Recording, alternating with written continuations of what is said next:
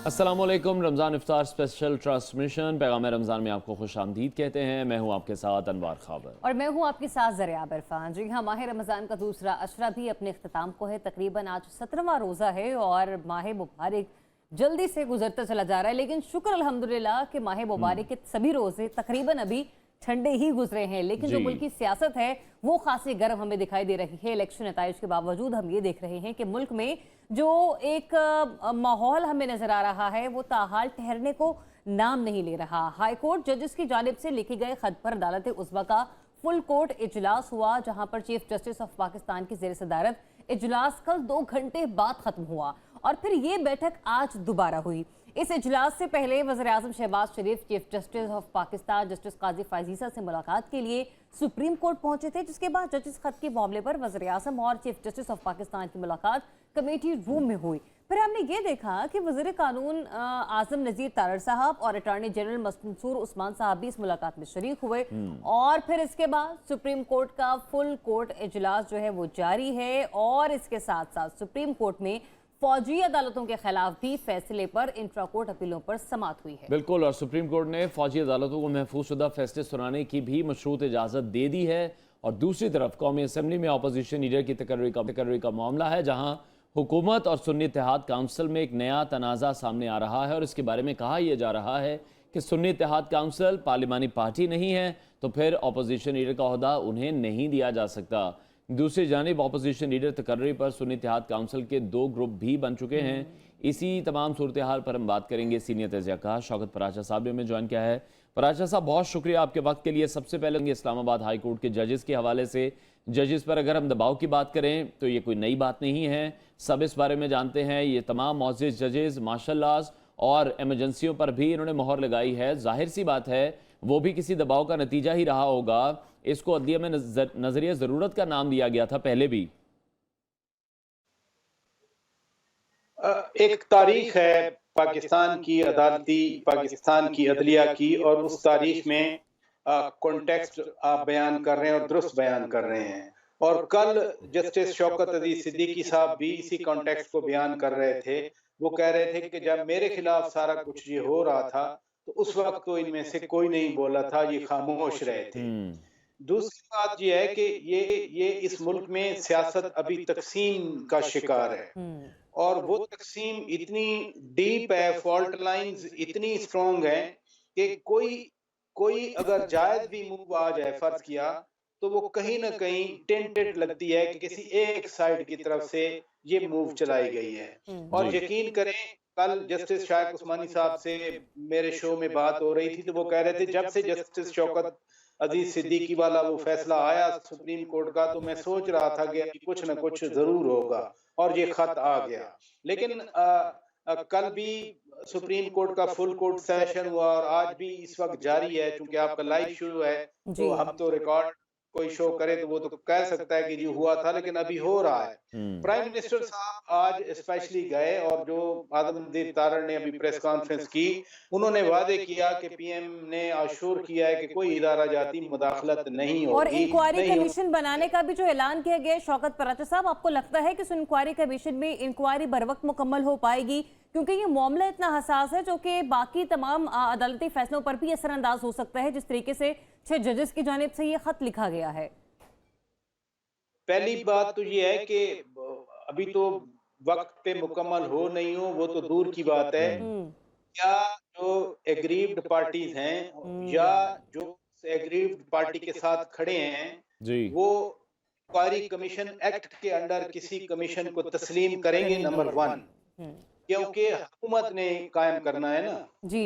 और दूसरी ये है कि चूंकि एक रुकनी कमीशन होगा, कल काबीना फैसला कर लेगी एज पर गवर्नमेंट अनाउंसमेंट, तो क्या जो एक रुकनी कमीशन होगा जो कि एक रिटायर्ड जज साहब होंगे, जो भी होंगे, क्या एग्रीव्ड पार्टी उसको भी तस्लीम कर लेगी? अब 6 खुद तो नहीं बोलेंगे, लेकिन जो उनके बिहाफ पे कल भी प्रेस कॉन्फ्रेंस हुई और अभी भी बोल रहे थे या वो तंजीमें हैं, फॉर एग्जांपल हम लीव अपार्ट दी पीटीआई और सुन्नी इत्तेहाद काउंसिल, बार काउंसिल है, सुप्रीम कोर्ट बार एसोसिएशन है, सूबाई बार्स हैं, क्या उनको वो नाम कबूल होगा?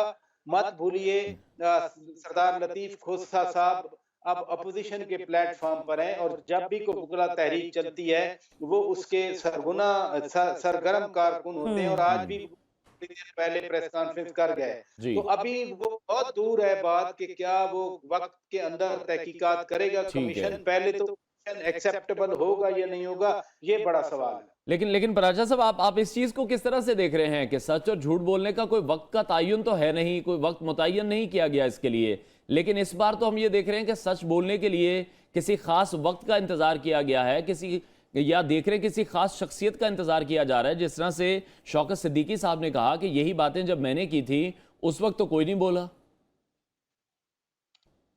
सच और झूठ को परखने या उसको असेस करने का अपना अपना एंगल है। शौकत अली सिद्दीकी को जब निकाला गया तो उसके जो निकालने वाले लोग थे या मुहर्रकात थे वो उस वक्त सच्चे थे, वो उस वक्त बढ़ चढ़ कर बोल रहे थे।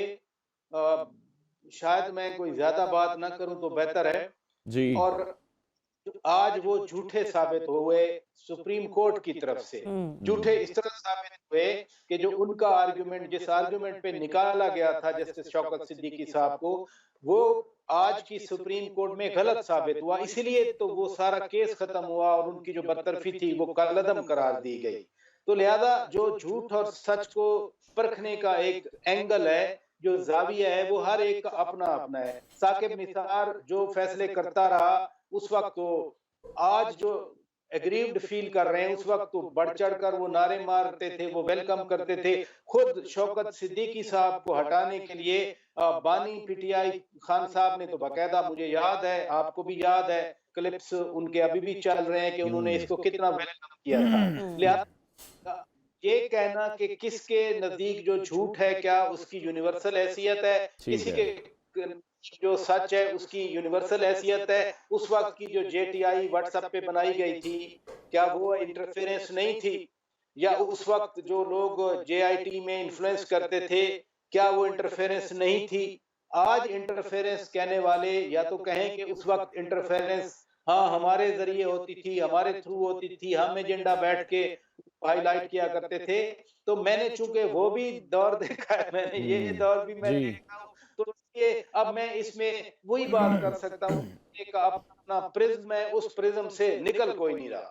ठीक है। अच्छा परत साहब, एक और अहम मामला कौमी असेंबली में अपोजिशन लीडर की तकर्रुरी का। जब सुन्नी इत्तेहाद काउंसिल पार्लिमानी पार्टी नहीं है तो फिर उनका अपोजिशन लीडर कैसे आ सकता है, ये एक सवालिया निशान है। मैं चाहूंगी कि आप इस पर भी अपना तज्जिया दें कि एक पार्टी जिसका पार्लिमानी ना होना लेकिन वो इस वक्त पार्लियामेंट में मौजूद भी है, ये मामला आपको किस तरफ जाता हुआ नजर आ रहा है? अगर तो देखें ना, सादा सा मामला है। अगर तो स्पीकर साहब ने सुन्नी इत्तेहाद काउंसिल के जो 92 मेंबर्स हैं इनको सुन्नी इत्तेहाद काउंसिल की हैसियत से एक्सेप्ट किया है, एक पार्टी की हैसियत से एक्सेप्ट किया है, तो उस पे तो फिर डिस्प्यूट नहीं बनता। क्या इलेक्शन कमीशन सुन्नी इत्तेहाद काउंसिल को बाकायदा एक अलायंस के तौर पर रजिस्टर कर रहा है या एक पार्टी के तौर? देखे ना, इस वक्त तो पीटीआई बल्ले के बगैर है, पीटीआई के लोग नहीं है, ये सुन्नी इत्तेहाद काउंसिल लोग हैं। लेकिन मुझे लगता है ये लॉ मिनिस्ट्री या फिर अदालत या इलेक्शन कमीशन कोई ना कोई इस पे रूलिंग देंगे। It's little to comment on it. और इसमें भी प्राचा साहब आप ग्रुपिंग देख रहे हैं, जिस तरह से हिदायत जो बानी पीटीआई की तरफ से थी वो थी उमर अयूब साहब को अपोजिशन लीडर बनाने का मरासला भेजा गया था, लेकिन दूसरी तरफ हम देख रहे हैं कि असद कैसर की हिमायत करने वाला ग्रुप भी मौजूद है, वो भी एक्टिव है, तो विद इन द पार्टी भी काफी ग्रुपिंग है। मैं थोड़ा सा अपने एंगल से देखता हूं कि जितने भी ग्रुप्स हैं आपस में तो उनकी तलख कलामी भी होती होगी, कहीं ना कहीं कोर कमेटी में गुत्थम गुत्था भी होने लगे थे, लेकिन as far as leadership of बानी पीटीआई खान साहब इज कंसर्न्ड तो उसमें कोई डिस्प्यूट नहीं है। वो सब खान साहब की वजह से लीडर्स भी हैं, एमएनएज भी हैं, वो चाहे स्पीकर बने मिनिस्टर बने, तो जो उधर से हुक्म आएगा वो मैं जाती तौर पे नहीं समझता वो असद कैसर साहब का ग्रुप हो या शेर अब्दुल मरवत खान हो या कोई और हो। खान साहब जो हुक्म देंगे सो फार ऐसी सूरत हाल नहीं है कि उसको कोई डिसओबे करे। लिहाजा जिसको बानी पीटीआई खान साहब नॉमिनेट करेंगे अल्टीमेटली वही होगा। ठीक है, उसके लिए फिर उमर अयूब साहब ही बेस्ट कैंडिडेट हो सकते हैं पाकिस्तान तहरीक इंसाफ या फिर यूं कह लीजिए कि सुन्नी इत्तेहाद काउंसिल की तरफ से। बहुत शुक्रिया आपका शौकत पराचा साहब अपना तज्जिया देने के लिए। ब्रेक के बाद आपको दोबारा ज्वाइन करें। देखते रहिए।